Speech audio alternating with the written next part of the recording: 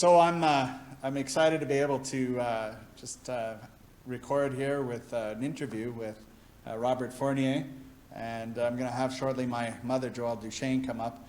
But Robert came to visit us today, and we were excited to be able to just kind of share a little bit about the story of how essentially he came in contact with my mother, which indirectly then led to my being able to come into the church.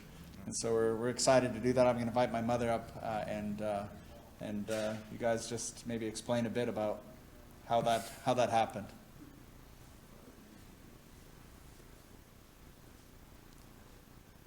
So where do we go? So I start, I guess. I actually was living here in Sioux somewhere, I think. And I ended up going to Sudbury because I had visited some home. No, I was on my way back to Bruce Mines to go home. I was living there. And I saw this lady very nervous hitchhiking on the side of the road just outside of Sault Ste. Marie. And I says, that's not her normal. There's something wrong here. So I stopped for this lady because she was so uncomfortable to be there. She says, I was supposed to catch the bus from the States to here. I got to go to Quebec, and I missed the bus. They didn't wait for me. I says, get in here. She says, can you catch up to the bus? I says, I'll catch up to the bus. So I went as fast as I could to try and catch up to the bus, and I ended up at Blind River. She says, the bus left 10 minutes ago at the station. She says, what are we going to do now? I says, well, let's go to the next town, and then the next town, and then the next. Finally, she says, I said, if I have to take you all the way to Ottawa, I will. So I ended up in Sudbury. We caught up to the bus. Just when it was coming out of this station, I blocked the bus from going any further. And I dropped this lady off that I didn't know. So I says, where am I going to go now? And it's so late at night, and I'm not where I'm supposed to be. So I ended up going to my sister's in Chelmsford, Lynn Bertillon. Yeah. And so I says, well, I'm going to go visit canvassing somewhere around here. So I ended up going to Levac. I think it was Levac, right? Yeah, that's And so I knocked at the door, and here's this wonderful lady let me in, wondering what I was there for. So I ended up showing what I was doing and the books I had, and she said to me, and I don't know how come I remember all this. She said to me, she says, I've been getting into the Bible and studying the Bible, and I'm actually quite confused. It says, ever since then I have Baptists coming over and Jehovah's Witness coming over and a Seventh-day Adventist coming over. She says, I'm so confused, I don't know. You didn't think I remembered all this, did you? No, well, I don't remember that part. That's your memory. She says, I don't know what am I going to believe? And I said to her, I says, I understand your confusion. I said to her, put them all aside.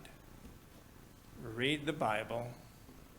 And I think I left you Bible readings for the home or something like that. I bought everything And I from said, you. yeah. I says, this one book called Bible Readings, it has a question and answer for any topic that's in the Bible. And when you find out what the Bible has to say on this topic, then God will show you which church is the right one. That's what I remember. That's what you remember. Can I say what I remember? Well, that day I had just sent my son off to school at 12:30 in the afternoon. I was depressed out of my skull. 12:30, and I was still in my pajamas, my house coat, and my hair had not been done or anything. And he comes and knocks at the door, and then he comes in. I'm from the, Home health education. Home health Education. I said, so what's that? So he came in and he sat at the table, and while we're talking, he comes out with this card. I said, what are you doing with that card? I had picked it up at the clinic, like Joe mentioned this morning. And so from there on, we talked. And as we are talking, I said I met this, like my neighbor. She used to be my neighbor, and she came over. And like she's given me a Bible, and she's writing to me and everything. He says, as a matter of fact, she got baptized this week. I said, what? how do you know that? So anyways, he knew her, and it was Liette Vezeau at the time. Now she's, no, she was Liette Cloutier, and now she's, what is it, Priscilla Vezeau now.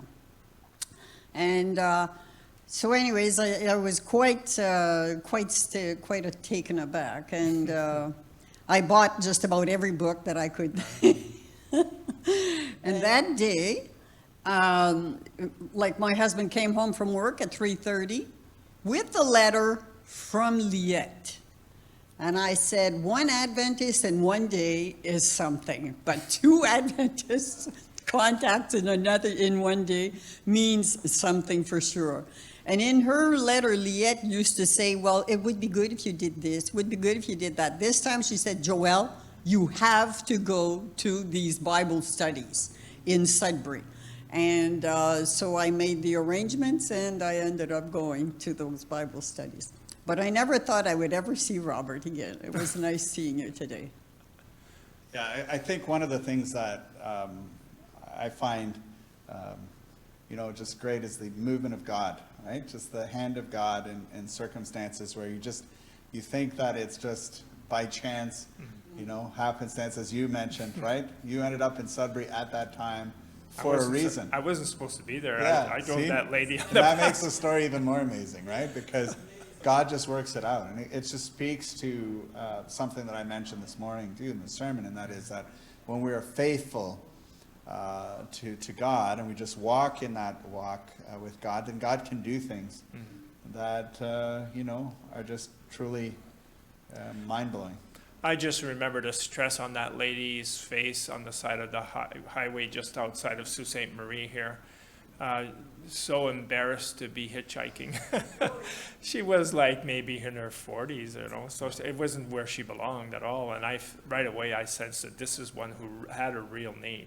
Yeah. It wasn't a person that belonged there. Yeah. And that's why I stopped to find out what was her situation. Yeah. I took her all the way to Sudbury. And that's the adventure too, that is walking with the Lord, right? And I'm sure you'd have lots of other stories, but I thank you, Robert, You're welcome. for sharing this story and for being here this morning. And so I pray that God would continue to lead us all. And yeah, in heaven, I know that one day we're going to just see the impact of even small gestures like that woman. Yeah. I don't know if you've ever met her again. Did you ever run into her again? No, she was gone out. I don't know. She was actually from the States, and she missed the contact from the state a Greyhound bus to the Canadian Greyhound bus, and that's what happened. And when I was walking out a while ago, another lady says, "You're the one who brought me to the Lord." Yeah, there was another lady here. Remember? Yeah. Jeanette, yeah. It was when the Mount St. Helen went into exploded there. She had sent a Bible study card in the back. Oh, I left her that magazine. Okay. After when I was canvassing, I left her the Mount St. Helen explosion magazine from, anyways, she read that, and it was a Bible study in the back of it, and she studied it, and now she's here. Yeah, praise the Lord. Well, thank you. No, absolutely. And like we were mentioning, Carlo and I just this week, I was mentioning Robert, because we were doing a series of Bible studies. We were recording some like 18 Bible studies that we were doing all in 3 days in video. And in that process, and we're also working on some plans to be able to reach people, in the community for the Lord. And in that process, your name came to mind, and so I was telling him a bit about it, and given, Carlo's medical background or whatever, and the card, it was a connection was made, and then here you are. So, so we praise the Lord. So thank you so much for. Oh, you're for taking the welcome. time. Thank you.